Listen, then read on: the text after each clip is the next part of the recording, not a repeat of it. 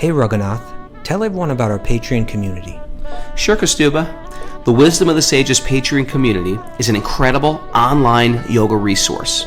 If you like the type of yoga wisdom and culture we share on the show, then our Patreon community is a great next step. This is a listener-supported podcast, and any level of sponsorship will unlock a wide range of live and archived classes, talks, and even workshops. Raghunath teaches, I teach, and we have a host of other excellent teachers on topics ranging from yoga philosophy, asana classes, storytelling, Ayurveda, kirtan, cooking, meditation, and a lot more. We even have an incredible online Bhakti 12-step recovery group. So if you want to check it out, go to patreon.com/wisdom of the sages.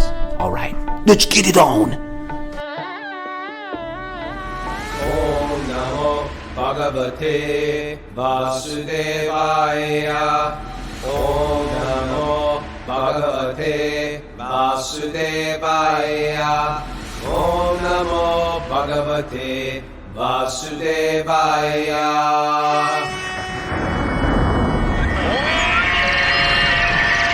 Come on!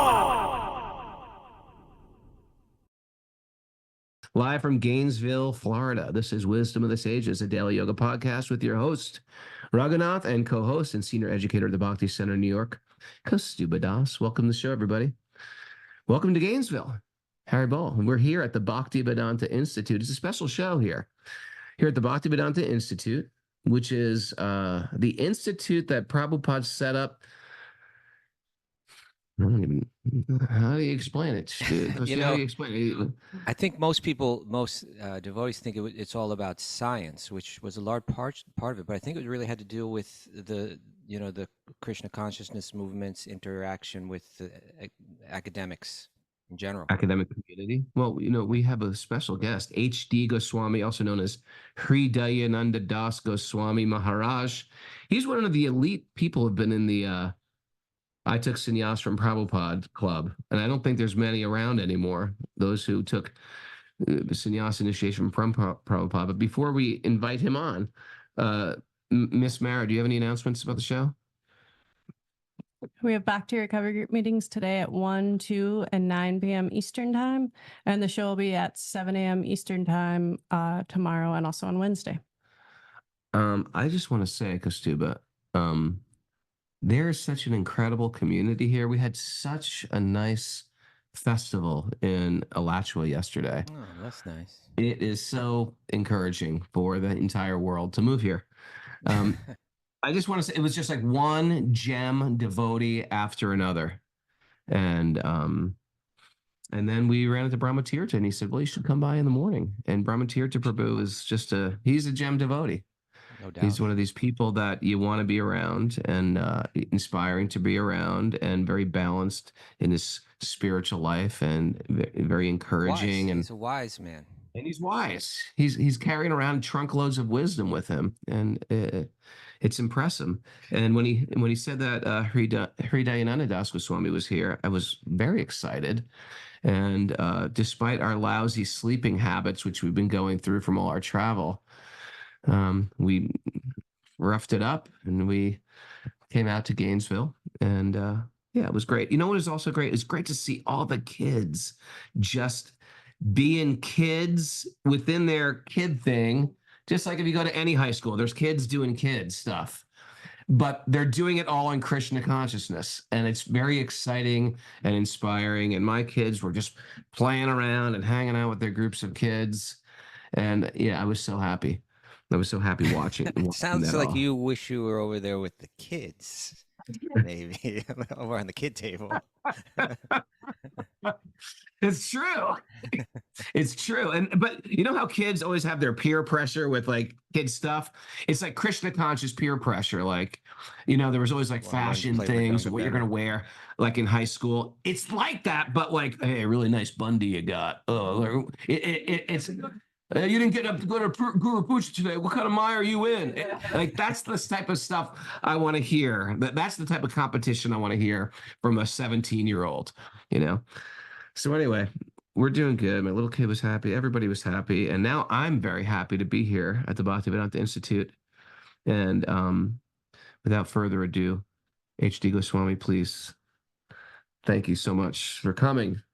Thanks for coming to where you live, inviting us to come. Hare Krishna. So good to have you on the show again, Maharaj. Thank you. Okay, Should I pull I don't this? know how to use this computer, and I can't see you or me. So maybe Leela could just. How do we get to? There. Okay, so you can't see. Yeah, there we go. There we go. Push it back. Push it back because my head looks gigantic. And okay. All right, Maharaj, welcome to the show. How are you? It's in quite an impressive place that's here, and there's a whole team of people here, and we're in this sort of beautiful, historic suburban neighborhood. And little do the neighbors know what type of treasures are going on behind these walls. They suspect it. They suspect something's up. It must be. Actually, Brahmatirtha is a. You gotta move a little closer There's to the Leslie. mic. Brahmatirtha is an expert diplomat, among other things, and he is very well known in the city. I mean, everyone from, the mayor, all the officials of the city. So he has actually created a very, very positive image for us as a Hare Krishna Science Institute. Fantastic. I mean, it's amazing. It's just like a little neighborhood where I grew up. You never know, just the typical mundane things going on beyond the walls, watching Netflix, making breakfast, getting the kids off to school. And here we have a house load, like an ashram of scientists, and it's quite impressive. Must be great on Halloween. Yeah, we have. I guess that's the kind of sort of bona fide eggheads, Well, we're really excited to get into the Mahabharata. Both me and Mara and Kaustubha have been reading it, and we feel like it's sort of the keystone tying all our Puranic stories together, especially how you just break apart Satyavati's life and fit her in with all the how she relates to the demons and why the avatar is born. And Kaustubha, you want to Well, dive right into the questioning? First of all, Because hello, Maharaj. I'm really happy to speak to you this morning. Hey, Kaustubha, nice to see you. Raghunath, I don't think we've kind of really framed this out yet. That I believe just released, maybe just released in its audiobook and about to be released or soon to be released in its hardbound edition. Maharaj has just kind of released a new translation of the Mahabharata called The Great Bharata. Is that available now for people? It's available in audio, and it's being published by Mandala Press and should be out very soon. Oh, okay, wonderful. And people will find the audio version where? Google. I can also put the links in the show notes as well. yeah, Yeah, okay, the we'll get Google links in the show audio. notes. Mandala releasing all the classics, right? Mandala's doing a lot of Journey good work, both of Home, you. the Great Bart, and of course Punk to Monk. That's my newest release. One of the great classics. Great classics of Vedic thought. So Marsh, Raghunath and I were fortunate to kind of get a sneak preview of this new work, and immediately, we've both been relishing Mahabharata for several, 35 years or so. But immediately on picking up your edition, it felt very different, and I was trying to put my finger on exactly why. In an exciting way, it felt different, and a very dynamic way. And I noticed that in your preface, you mentioned that the Mahabharata is commonly kind of framed as a struggle between two royal families, and that there's truth in this depiction, but that it's really weaving three different levels together. There is that earthly royal dynasty battle going on, but you mentioned that there's also like a cosmic battle going on, and then there's a spiritual level to understand it as well. Could you speak a little bit to that? Sure.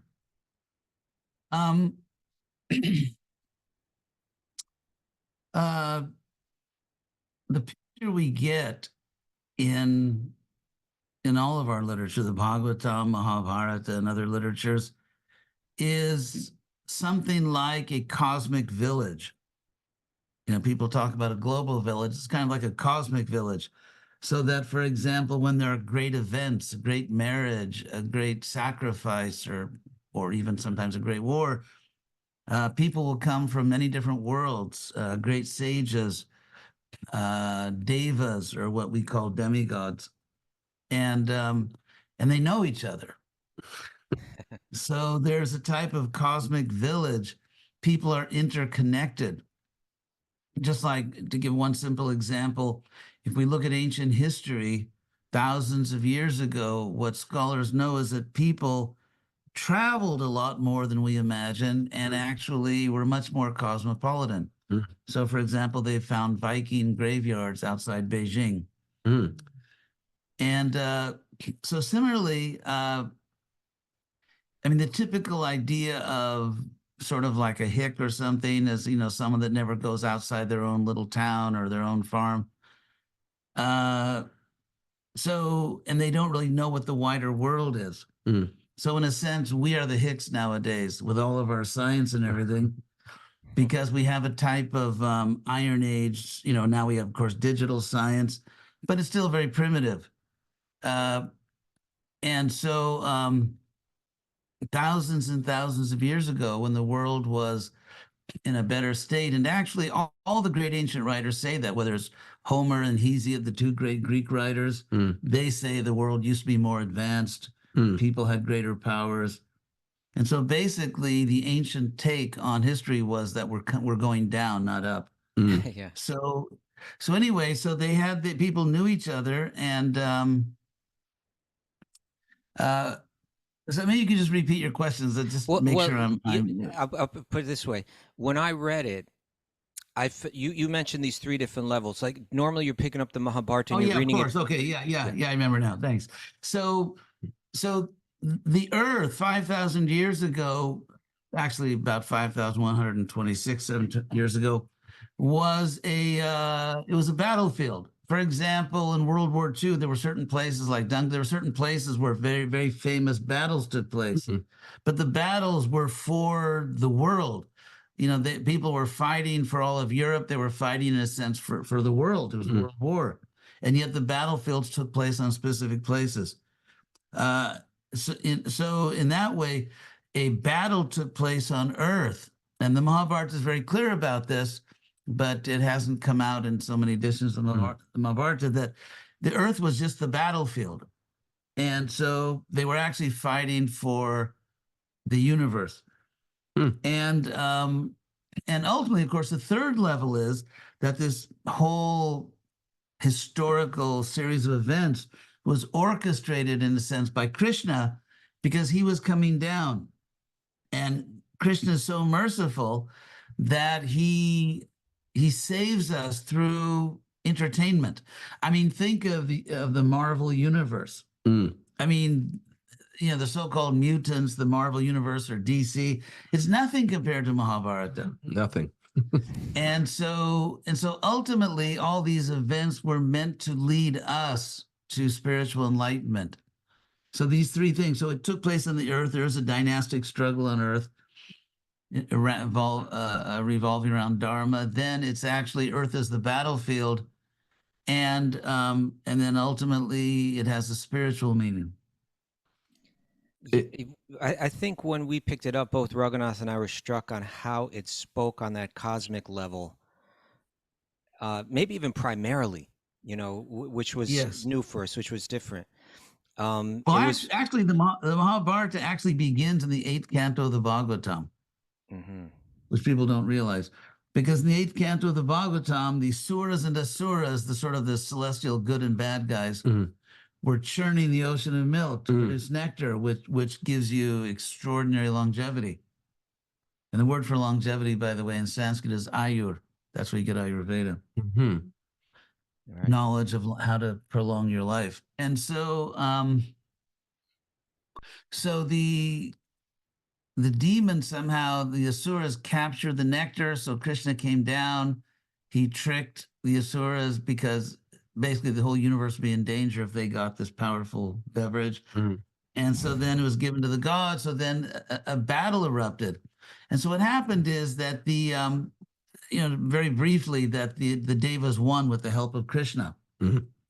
However, the Asuras didn't give up. I mean, the Devas, good guys, won the battle, not the war. And so to understand how the Mahabharata takes place, you have to understand something about the nature of insurgencies, military insurgencies. Mm. So basically, an insurgency means, let's say that a particular group, it could be an army, it can be an armed political contingent. They lose to the government. They're defeated. So they don't give up. What they do is they go to a remote place where they can regroup their armies and then again march on the capital. So here's some examples of going to remote places. In Chechnya, the Muslim rebels went to the mountains.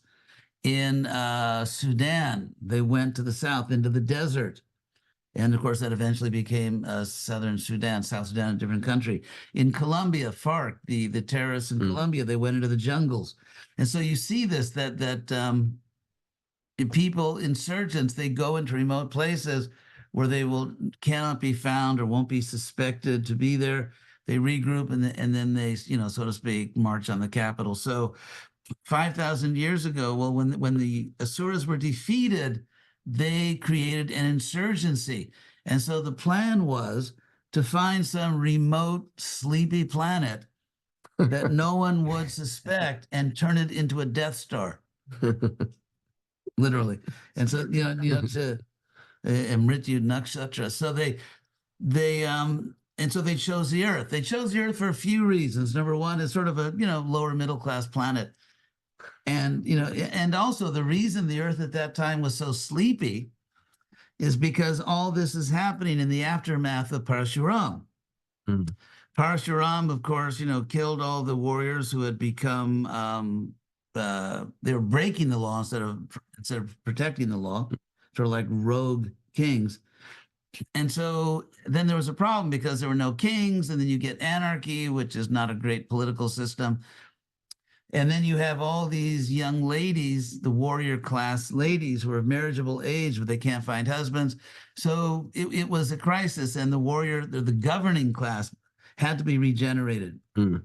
And so an arrangement was made where these warrior or royal young ladies approached very pure Brahmins, would give them sons to regenerate the governing class.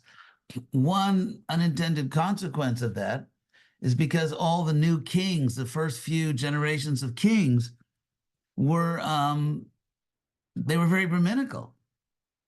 And so because they were very Brahminical and because Parashuram kind of cleansed the earth, therefore the Mahabharata is very emphatic about this. It's repeated several times that it was like a reappearance of Satya Yuga. Mm. With the typical descriptions: no one stole, no one lied, no one committed violence. And so basically the kings had nothing to do. It became almost a ceremonial post. And so you see this very clearly in the Kuru dynasty. Mm. Because the Kurus were traditionally, as they said in back around the time of the Magna Carta in Europe or England, primo inter pares, first equal. If you hear empire in the Mahabharata or the Bhagavatam, don't think Octavius Caesar.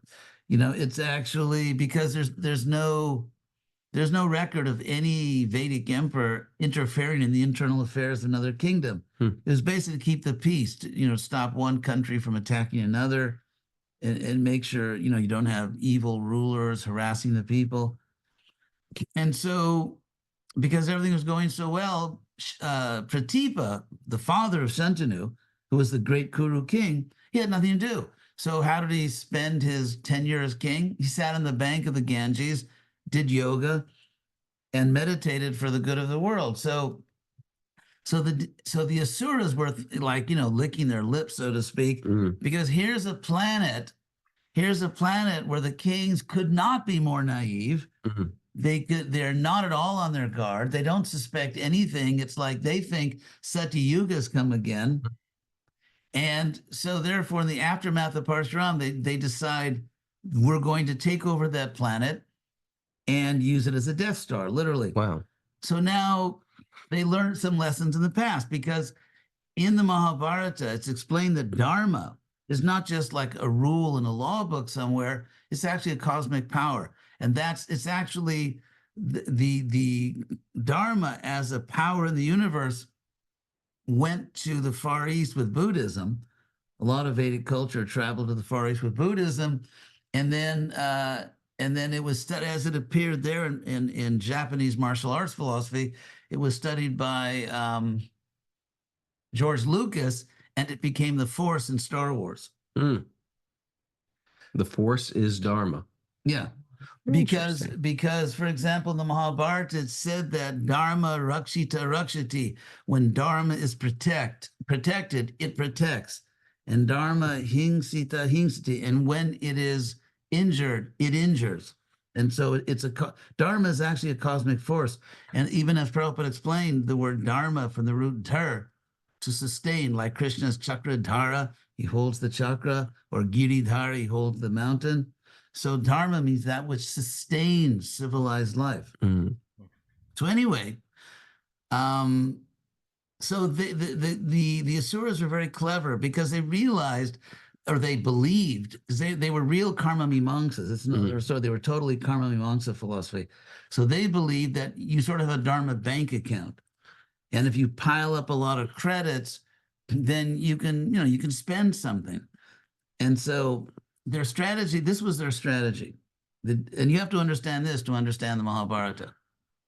The Asura strategy was that, first of all, they had a plan to literally inherit the earth. Because when they start to invade, and there's a scene in the Bhagavatam where Bhumi goes to Brahma, and I won't talk about it now, but it's very significant that she bypassed Indra and went straight to Brahma. That's also an important thing, but I'll talk about that some other time. And so Bhumi went to Brahma. They go to Vishnu. Bhumi means the earth, the Mother Earth. The earth. Yeah, sorry. Yeah, the earth goddess. And so they go to Vishnu in White Island, which in Sanskrit is Shweta-dweep. White Island. Yeah, that's what it is, White Island. A White Island, yes. Yeah, Long White Island. We got White Island. It's similar like Long Island. It's pretty White similar. Island. White Yeah, Island. And so Vishnu tells Brahma that the Asuras have invaded, and I want the Devas. I say Devas because technically in English, demigod means someone like the Pandavas, who have one celestial parent and one earthly parent.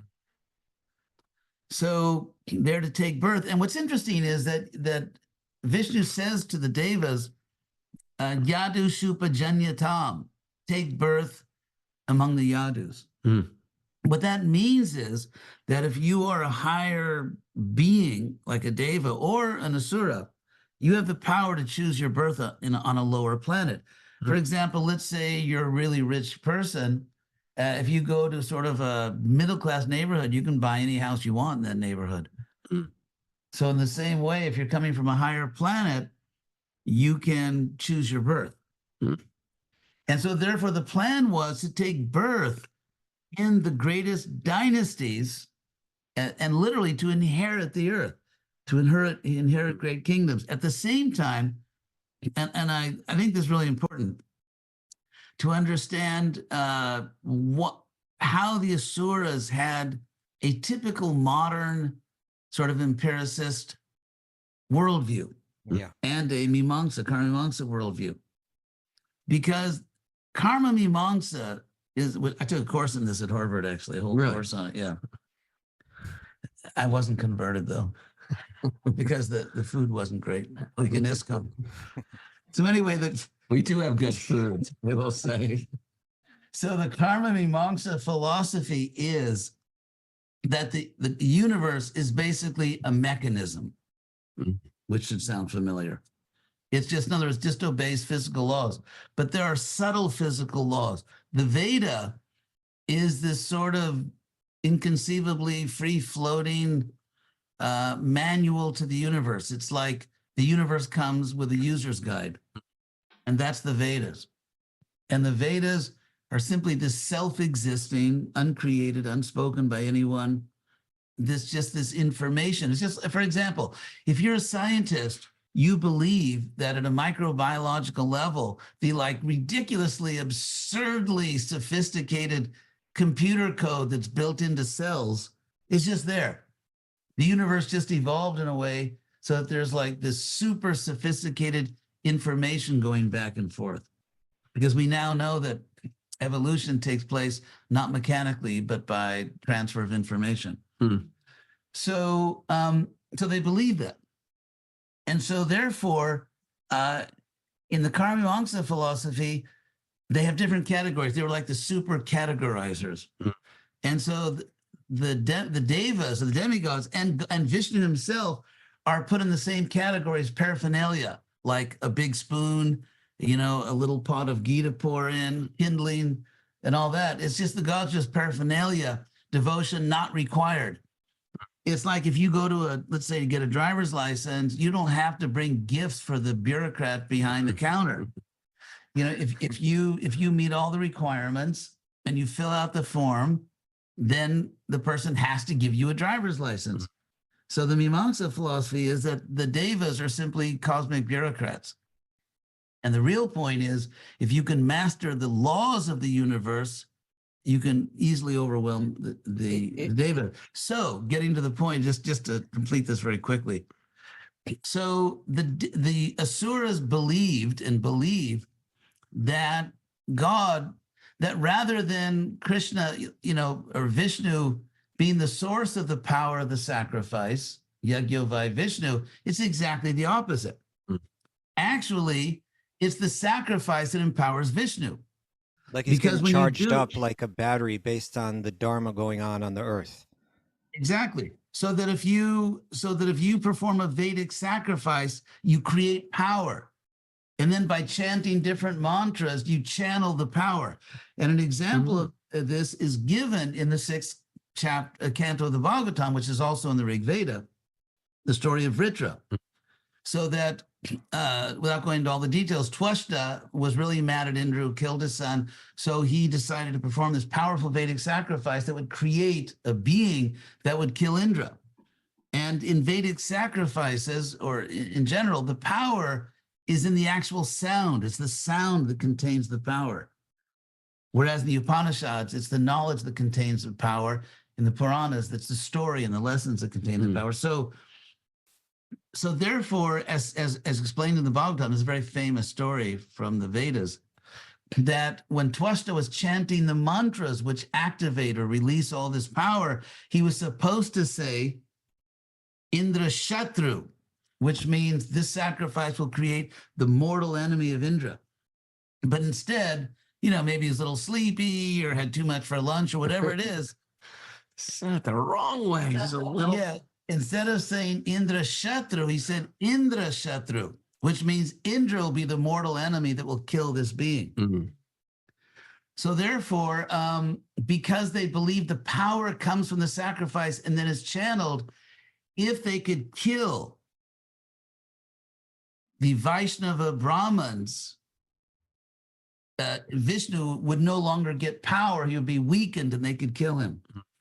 And so therefore, for example, Kamsa in the 10th canto, when he finds out that the devas through their angsas, their expansions, have already taken birth in the earth, especially among the Yadus. And so then Kamsa gives the order, kill all the Brahmanas, kill all the babies that were born in the last 10 days, and why kill the Brahmins? Actually, if you know the context, it was in order to kill the Vaishnava Brahmins because they're the ones who are channeling power into Vishnu, according to their philosophy.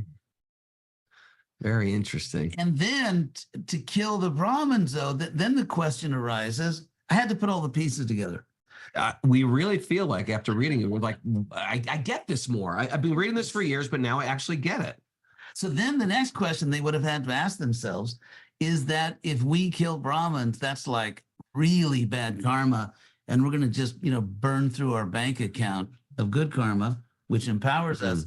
So therefore, they decided that, well, there is such a thing, which is in the Shastras, which is Pashu Dharma, the Dharma of animals. And so if a beast kills a human being, that's not bad karma because it's a beast. And so they therefore, some found a asuras loophole. actually took, yeah, a loophole, exactly. Yeah, it's all about, having a good lawyer. So that was the plan. And so in the midst of all that, that's why Bhumi went to Brahma, bypassing Indra, because Indra couldn't deal with this. It was beyond him. So she had to go to Brahma. And so that was the Asura strategy. And so Krishna came. And it's very interesting because if you look at how Krishna's pastimes are, he actually threads the needle. It's like the Hail Mary pass, where Krishna actually preserves Dharma, because Krishna says in the Gita, in the fourth chapter, Dharma Sangstapanartaya, chapter 7, I come to reestablish Dharma. And so he plays the Asura game. And I won't go into all the details, not time, but he actually threads the needle. He follows all the rules of Dharma and ultimately annihilates them. And so all this is going on in the Mahabharata, but you have to kind of have to know this stuff. Well, Yeah. that's what your translation did so well for me. It did kind of give me a much clearer, more thorough understanding, and it even like not only an understanding of this cosmic aspect, but it was kind of really seen through that cosmic lens, and it felt different. But another thing that felt different was, the Mahabharata is so large, epic, literally, that when you're doing a translation, obviously it's going to be abridged to some degree, and well, not only abridged. I'm sorry. Not only abridged. Yeah. Okay. Can I speak about that, about the text? Well, what I wanted to speak about was just that Sure. this would give you the opportunity to kind of start it the way you want to choose your own starting point of where we're going to begin to tell this story, how I'm going to tell this story, how I'm going to frame it out. And it's your telling of it started with a very interesting and the most sympathetic presentation of Satyavati that I've come across. It's you're starting this story through the lens of a young girl who's growing up in a fishing village, and she's associating with these yogis and sadhus that live across the river. And I thought that was a very unique approach. And could you speak to how you came to that idea? Thank you. Yeah, that's a great question. And I love Satyavati. So we all do after reading the introduction. We always just sort of, just glanced by her so much. She not so much importance was given to her. Yeah. She was almost She's like central. getting in the way of stuff. You had to marry her. Yeah, and the Hindu take on Satyavati is completely wrong. It's just like any Hindu movie will show Narada Muni as a court jester, Right. which is absurd.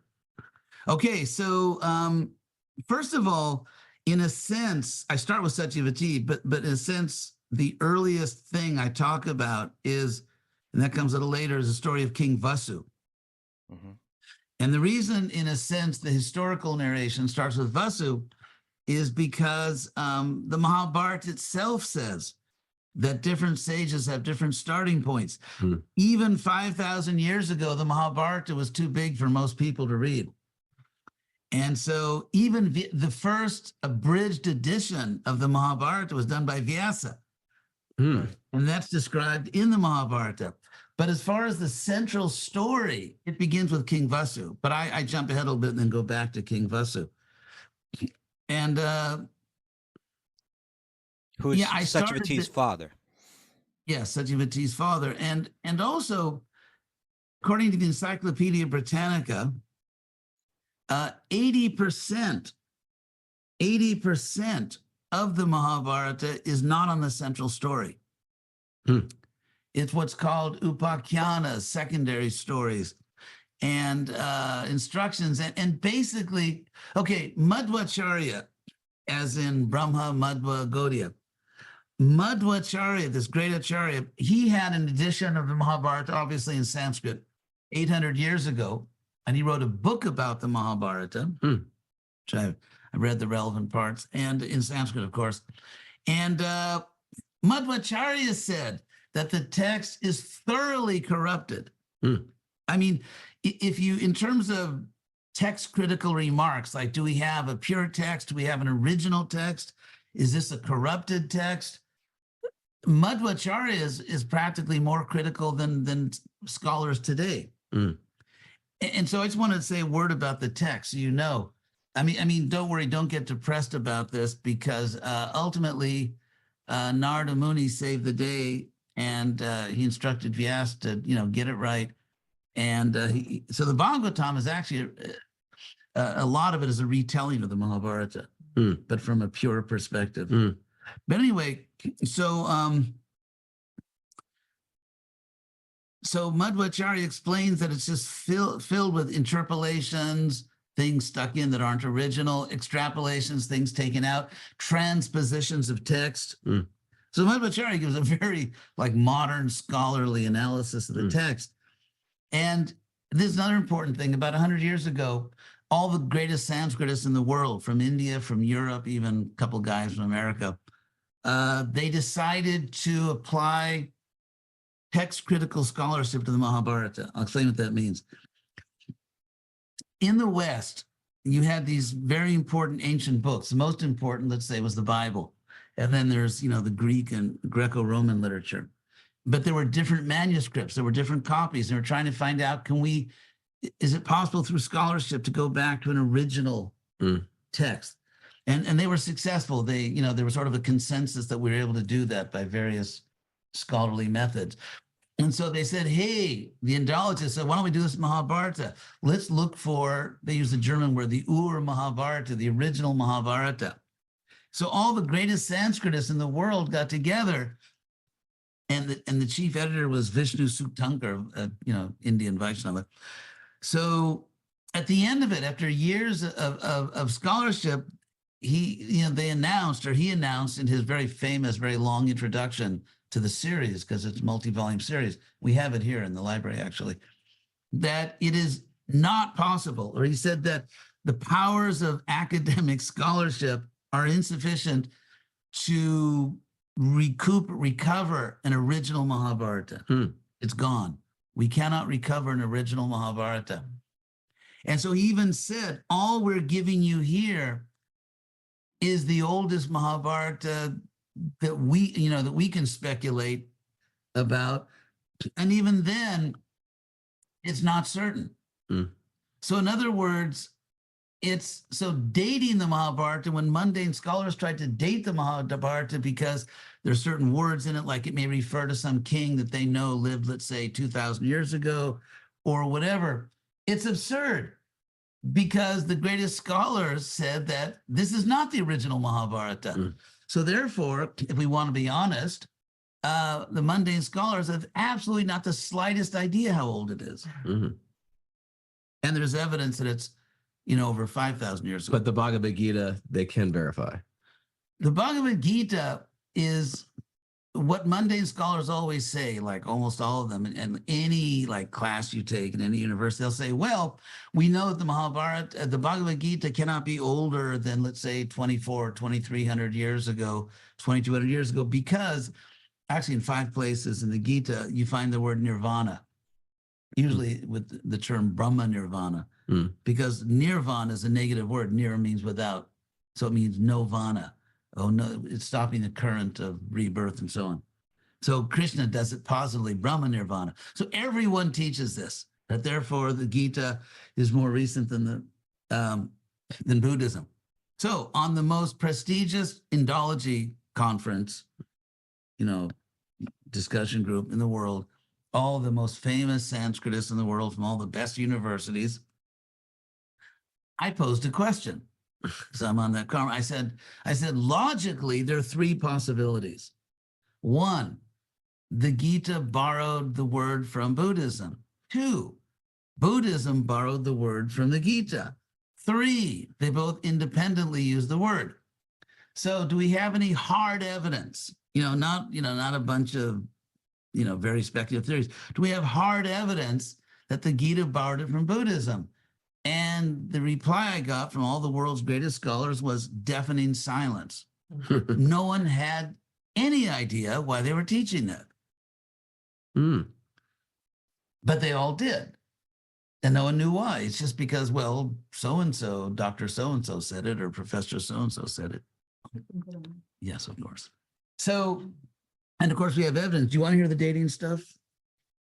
Or I'm sorry, Kaustubha, am I going far afield of your We call this a questions? squirrel. Like when you walk a dog and the dog chases a squirrel, goes off topic. But oftentimes the squirrels are the most attractive parts of the taking the dog for the walk. So go wherever you want. He's notorious. Kaustubha's notorious for keeping us on track. I'm No, it's all notorious for fascinating stuff, wandering into the forest. So I am presenting myself to be kept on track. Okay. Okay, well then maybe we can come back to such of a tea. You know, just Can in I a squirrel simple up for way. a second and just give an appreciation for H.D. Goswami? I mean, he got into bhakti at a very young age, and it took sannyas from Prabhupada at a very young age. There's only a few people left who've done that that are still around, and then he like opened up to all of South America, which is quite impressive because he has a strong command of many languages, including Spanish and Portuguese. Opened up Brazil, Argentina, Uruguay, Mexico. It's quite impressive. And then when Prabhupada left the planet, he and his team finished the translation of the Srimad Bhagavatam. So this is just the highlights of your career. This is just the highlights, the highlight reel. I'm sure I'm missing lots of other things that could be here, but we are very, very honored to have you on the show. Okay, back on track, Kaustubha. Well, we were talking about such of a tea, how you got there, why you started there. Okay. Oh yeah. I'll tell you exactly how it happened. I felt liberated by Madhvacharya because when Madhvacharya says most of the original verses are lost and the verses are left and have corruptions throughout, I thought, oh my God, freedom. I can tell the real story now. And so I was reading, okay, I'm going to tell you one story which is in the Mahabharata, which I just thought, I'm not going to tell this story. Okay, here's the story. There was a king who, how he became a king, anyway, that's another whole story. But this is King Vasu. So there in his kingdom of Chedi, he's a Kuru king, but somehow he was ruling Chedi. I mean, he was in the Kuru dynasty. And so in his capital city, there was a river, Shuktimati, which means Pearl River. So Pearl River ran through the capital. And there was a big hill next to the river. The hill was conscious and lusty. It was a lusty hill. Yeah, I've seen those. Yeah, I mean, you've all seen that. Right? Horrible. Yeah. So what happened is the hill jumped on the river and raped it. I mean, you read about that in the news every day. So the hill jumped on the river and raped it and impregnated the river. And the river gave birth to a human child. What? Yeah, a daughter who the king then married, River Girl. So then, and so she's named Girika, and this is King Vasu. So then she grew into the age where it was appropriate for her to have a child. And she really wanted a child. And the king, in a sense, wanted to consummate their marriage. And they were really anxious. It's like the astrologers and Brahmins finally said, okay, green light. And they were just, all about doing that. But just at that moment, the ancestor somehow communicated with him, or the elders, maybe his elders, it's not clear from the Sanskrit, and said, you have to do a sacrifice for the ancestors. And to do that, you have to go into the forest and hunt and bring a creature for this non-vegetarian sacrifice. So what would a real person do? A real person, let's say King Vasu would say, I'm all over that, but just give me an hour. I'm on it. Right. Give me 1 hour and I'm out of here. But no, he has to leave that second. So he leaves. He goes out in the forest to hunt, and he can't stop thinking of his wife. And he's so agitated by thinking of his wife that he loses his seed. But he realizes that this seed is very valuable, because if you think of the Vedic arranged marriages, like that was Arjuna's big concern in chapter 1, Varna Sankara, which literally means mixing Varnas. And so, because if you think about it, these arranged marriages were actually sort of like natural genetic engineering, Hmm. in which they were actually, you know, in a natural way engineering these super kshatriyas and Sure. super brahmins. So anyway, so he takes the semen, he puts it in a little leaf package, gives it to a carrier hawk, and Of course. and sends it back to the capital, because apparently his wife, although she's never been faced with this, will of course know how to artificially inseminate herself. So anyways, so the hawk is flying over the river, and other birds of prey think that it's some kind of, I don't know, like sort of fast food meat or something. And so they attack the hawk, and the package falls into the river, where it's swallowed by a big fish, who naturally becomes impregnated. With the human seed. Yeah, and with twins, becomes impregnated with twins, and that fish is captured by the fishermen, who cut it open and discover these human twins. Now, if you think about it, I mean, how do fishermen open fish? Like chop, you know, the big thing, but somehow he does it very delicately. Maybe he saw, you know, the fish was sort of unnaturally pregnant in some way. And so he's startled to find human twins in a fish, as probably you would be also. Sure. And so he takes them to the king, and the king just looks at these human twins and says, "Oh, that's my boy.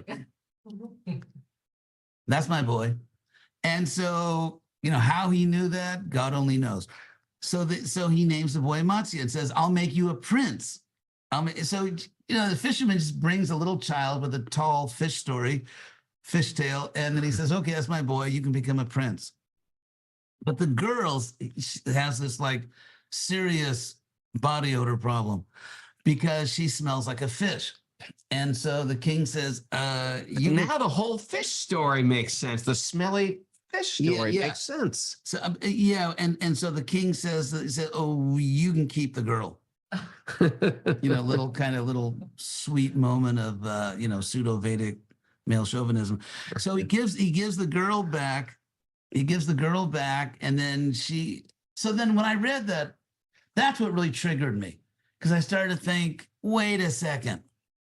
The first thing that really struck me, I think it was Krishna in the Heart. The first thing that struck me is, good parents don't give away their children because they have a medical problem. Sure. And he's the emperor. She's the emperor's daughter. Why would he send her to a very low-class village, Sure. a fishing village? And I just thought, good people don't do that. Something's wrong with this story. And as far as the, you know, the lusty hill impregnating the river, maybe I'm not going to tell that story. So rather than just rejecting it, rerun for you, rather than just rejecting it, I thought, sorry. Rather than just rejecting it, I thought, I just somehow, I really feel that Krishna was guiding me. You know, I really feel that Krishna was guiding me. And so I came to the conclusion, there's something here which is true. There's an original story which was actually true that became mythologized. And so I began to hunt for the story. And then I had to go back to Vasu, because Vasu was born in the Kuru dynasty, but often in societies, there are more princes than there are kingdoms to go around. That's why they had the Crusades, by the way, to get rid of all these princes that were running amok in Europe. They said, you know, go fight the heathens. So he had no kingdom.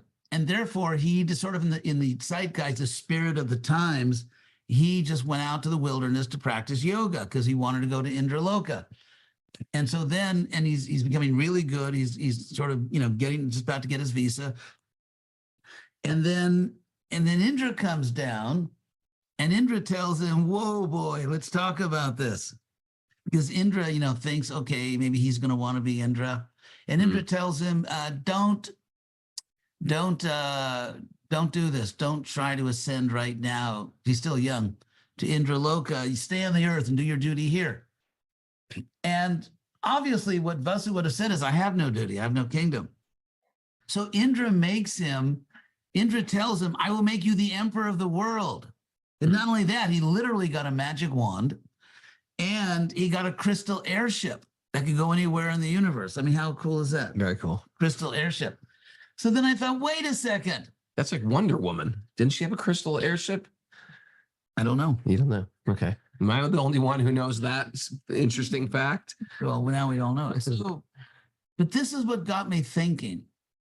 First of all, when Indra wants to deflate an up and coming yogi, he just takes out a contract on the person with an asura. You know, at the mafia, they take out a contract. Sure. He calls in. He calls out an apsara. He calls an apsara, these beautiful celestial girls who always get their guy, and just says, takes out a contract. Go get. But he doesn't do that. Indra comes himself. If you think about it, can you think of any story in the Bhagavatam where Indra personally comes to Earth and just talks to some human? He doesn't do that. So what's going on? And the crystal airship, and I'm going to make you the emperor of the world just because he decided to desist when actually Indra could have just sent, one of those nymphs. So I thought, what's going on? And then it became obvious what's going on. That Indra, by that time, Indra's aware that the Asuras have already started their invasions, and he's going to try to stop it. And the way he's going to stop it, he's going to empower a human king. And that's why he makes him the emperor, because Shady, it's not that Shady was nothing, but it's kind of like, switching the U.S. capital to, I don't know, Nebraska or something. Like, why would you do that? And so, but the reason he makes him the emperor is because he's going to be in charge of protecting the earth. And therefore, it ties into the central story. The Mahabharata has narrative amnesia. It starts by telling the story of the Asura invasion, then totally forgets about it for about the next, 3,000 pages. But that's what happens. And so, but I kept the story of the girl falling into the river at the risk of her life. So my own realization, what I think must have happened is, because first of all, what does Vasu do? He just walks into Chedi, knocks on the palace door and says, "Hi, I'm your new king." How does he do that? And so I realized, and that was the problem. How does he become the king? Because they already have a king. So it turns out when he gets there that the king has died, and there's actually the person in charge of the kingdom is his unmarried daughter, this very beautiful young lady.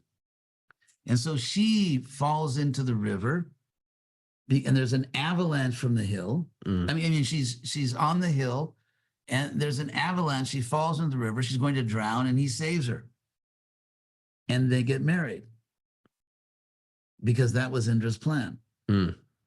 So then, as far as Satyavati, the reason she's sent to a fishing village, which she is actually, because it's in the Bhagavatam. I don't just imagine anything. I stay within the boundaries of the Bhagavatam, because Lord Chaitanya certified it. Sure. So why was she sent to a fishing village? And then I realized there's only one reason that good parents would send the daughter of an emperor. There's only one reason they would send her to a fishing village, and that is to save her life. Because in fact, if you do the timelines, you kind of have to figure it out, because Mahabharata it's kind of become a little chaotic. So by the time Satyavati is born, the Asuras are already invading the earth. And they're monitoring what's happening. They have these powers. They have exactly the same powers as the Devas. And so, for example, to show you how they're already taking birth. Some sages are already being killed. And so it sort of, but they don't tell the people of Earth not to cause planetary panic. But the people that are in touch with the Devas, they know the Earth has been invaded. The Earth is being compromised. And because Satyavati is going to bring the first avatar to Earth to begin the counterinsurgency. So Vyas actually begins the counterinsurgency in various ways, which I explain. And so therefore, to protect her, so the Asuras don't try to kill her, so that the avatar can't come, they hide her. They send her to a place where no one would suspect that an emperor's daughter would be living. And even she doesn't know it. Another thing I do, I cannot go along with the idea that one of the greatest holy sages, a Vedic sage, brings an avatar into this world by raping a teenage girl. Yeah, that never sat well with me either. Yeah, I just thought, I don't think so. Interestingly, all of South India rejected it. Ah, Because if you look at the different, what are called recensions, just different versions of the Mahabharata, there's differences in different regional versions, and there are versions from all over India. But the main division would be North and South India. Marsh, can I just explain that? The idea that Vyasadeva was born on an island when a boat, it was Parashara was the father. Parashara was the father Yes. of Satyavati. Just give him some backstory for people who don't know. Oh, sure, sure. And that was the idea that yeah, she basically, was- she thinks she's a fisherman's daughter, but she's very frustrated with her life and doesn't know why. Because actually, she has this royal blood, and so to make a few extra whatevers for her father, she rows this boat, or she steers this boat across the Jamuna River. And so this sage wants to cross the river, Parashara, and she's like crazy beautiful. She's a very beautiful young girl. And so he's in the boat and he just tells her essentially, let's just do it. That's what I consider to be the corrupted North Indian version. And it's explicitly said in the Mahabharata. At first he said, saying, are you serious? Like, there are people on both sides of the river. What are you talking? Right. So he has like this Hollywood fog machine, and he just, he spreads fog all over and said, okay, now what's your problem? And it specifically said she agreed because she was afraid he would curse her. So whether a man holds a knife to a girl or a gun or can curse her, which can be more dangerous than either of those, it's still rape. It's still rape. And so when that story went down to South India, they accepted it. The kings just said, you can't tell that story here. So the way they solve it in the South Indian manuscripts is that Satyavati and Parashara have this, great Hindu/Vedic wedding, which of course goes on for half of the rest of your life. And so, and they get married. And the whole cosmic village comes to the wedding, the demigods and the great sages and everything. So I thought, wait a second. What really happened?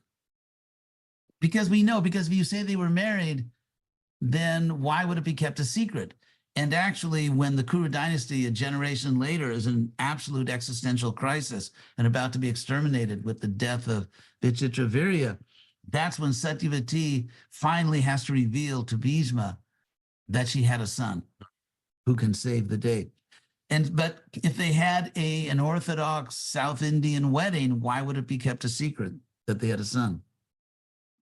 So anyway, in my view, it's true that but I see Parashara as a real sage. He understood what was needed. There needed to be this avatar to be born. Someone who was very kind to her, who explained everything to her, revealed to her the whole cosmic crisis, and also appeared in a younger form. Because we know from the Bhagavatam that sages, when they're going to have intercourse with a lady with some old kind of, I'm not gonna have sex with my great-grandfather. So, when that happens, the sages have the power to change into younger bodies in order to please the girl. So I kept the basic elements, but I'm trying to think, what would real people do? What could have really happened? So these people don't come off, you don't have great Vedic sages who rape teenage girls. And yet, you have to worship the Brahmins. And that's one thing about some of our literature that I struggle with. And that is that you have to bow down and worship people that do really bad things. And that if you don't approve of that, you're the bad person. So if you don't approve of a great sage raping a teenage girl, you're the bad person. And I don't think you can put that out on the market. I don't think anyone's going to buy it. And so, here we do, devotees, they go all over the world urging everyone to accept Vedic culture. a culture in which if you're a great sage, you have the right to rape a young girl. If you're married, you can gamble away your wife. Women are property that you can gamble away, which, by the way, a great personality in the Mahabharata says that you can't do that, and that person is Krishna himself. When Arjuna and Subhadra eloped, and if you want to know what the women were really like back then, it turns out that Subhadra was expert in driving a war chariot. So much for the mousy little Vedic women. And also it's described in the Mahabharata that when Krishna went to visit the Pandavas in Indraprastha, and by the way, they had resort areas. That's clear in the Mahabharata. They had resort areas. Hill stations? Hill stations, yeah, that was Raivataka Mountain for the Yadus. They went down, they had vacation areas by the river. And so all the royals, in Indraprastha, and then Krishna and his entourage, they went down to the river to this resort area, and they had all kinds of events, including wrestling tournaments. And what I found really interesting was that the wrestling tournaments were for the women. I'd pay for that. Yeah, so in other words, real Vedic culture, what were women really like? If you look at the Vedas, did men call women mother? No, they didn't. Mataji is Hindi, of course. In Sanskrit, you would say mater. That's how you say mother. Mater. Those peas. Mother paneer. Maharaj, we've already Here run over comes- time. Here comes Kaustubha. He's trying to control the squirrel. I'm just going to end this really quickly, then we'll go to you. And so I just want to mention that in Vedic culture, men didn't call all women mother unless a woman happened to be their mother. There's one case in all of our literature where a man calls his aunt mother, and they didn't call them mother. The women were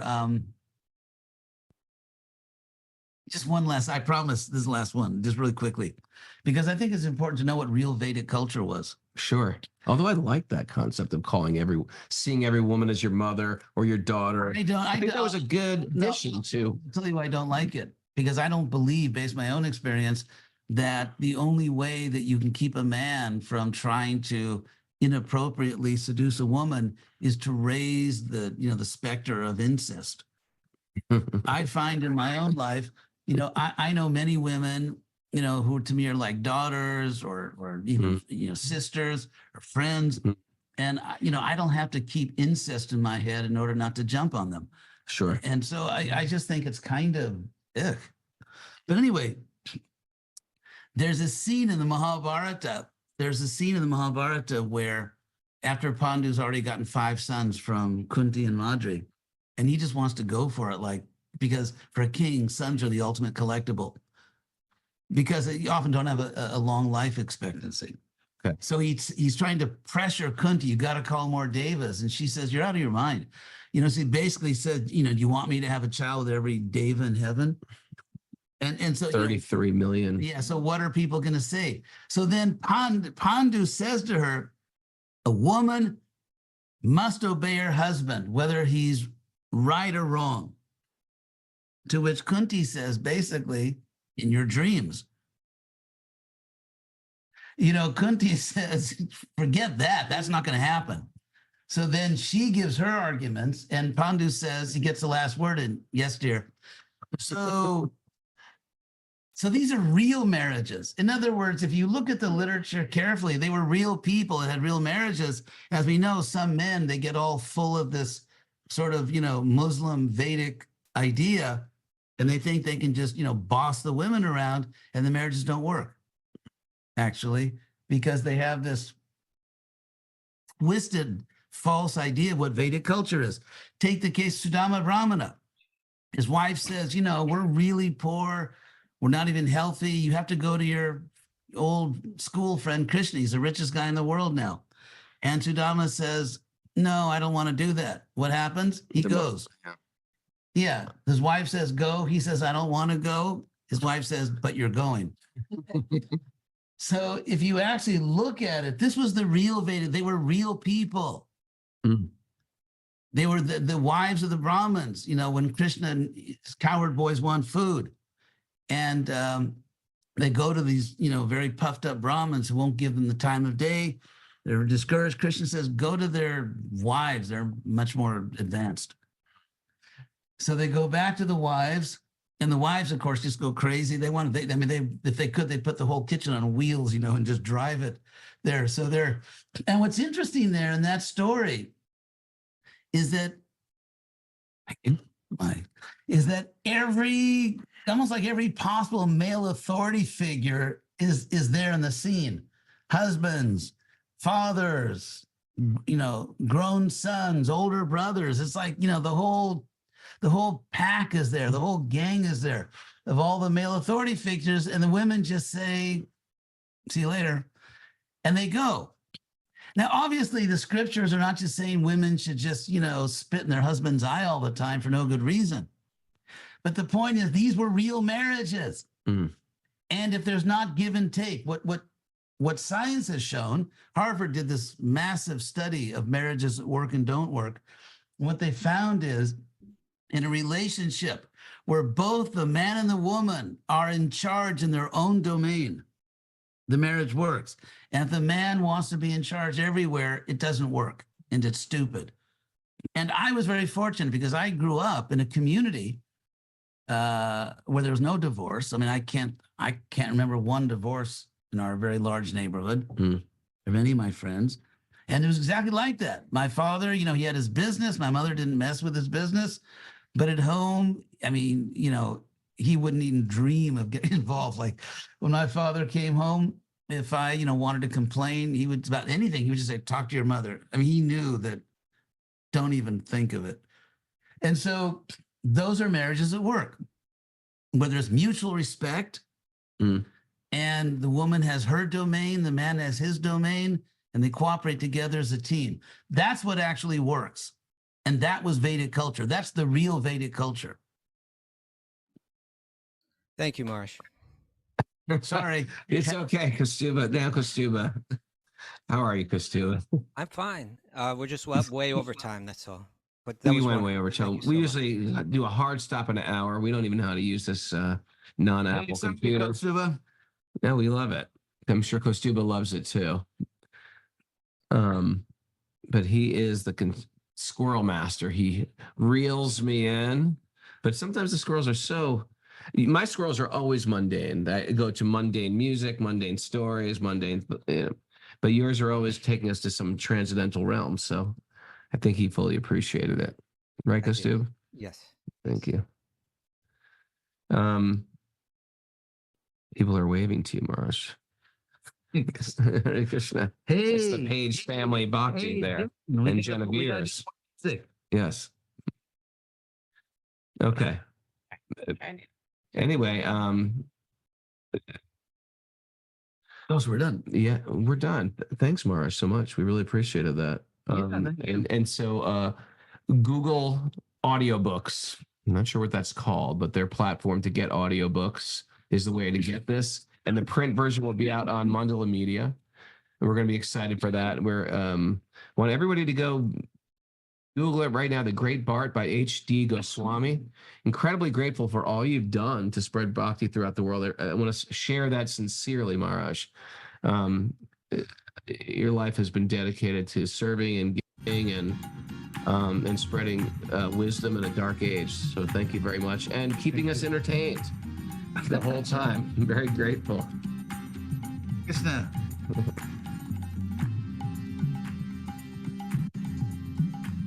Let the magic continue to flow. Harry Gold.